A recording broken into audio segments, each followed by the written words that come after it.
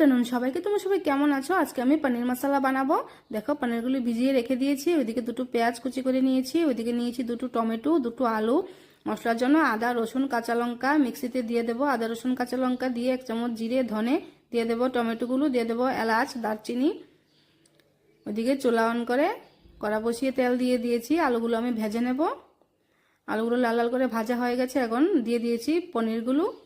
দেখো পনিরগুলো আমি ভেজে তুলে নেব। তারপর চুলাতে তেল দিয়ে দিয়েছি তেজপাতা ফোড়ন, দিয়ে দেবো পেঁয়াজ কুচিগুলো ভালো করে ভেজে দিয়ে দিয়েছি মশলাটা। দিয়ে দেবো স্বাদ মতো লবণ, হলুদ, গুঁড়া লঙ্কা দিয়ে কষিয়ে ভালো করে আমি দিয়ে দেবো ভেজে রাখা আলু আর পনিরগুলো দিয়ে ভালো করে কষিয়ে নেব কিছুক্ষণ। তারপরে দিয়ে দেবো ঝোলের জন্য জল। বাস রেডি আমার, মোটামুটি 10 মিনিট মতো ফুটিয়ে নেব। একদম রেডি হয়ে গেছে দেখো আমার পনির মশলা। এখন আমি নামিয়ে নেব। তোমরা কিন্তু এভাবে করে খেয়ে দেখতে পারো, খেতে কিন্তু ভীষণ টেস্ট।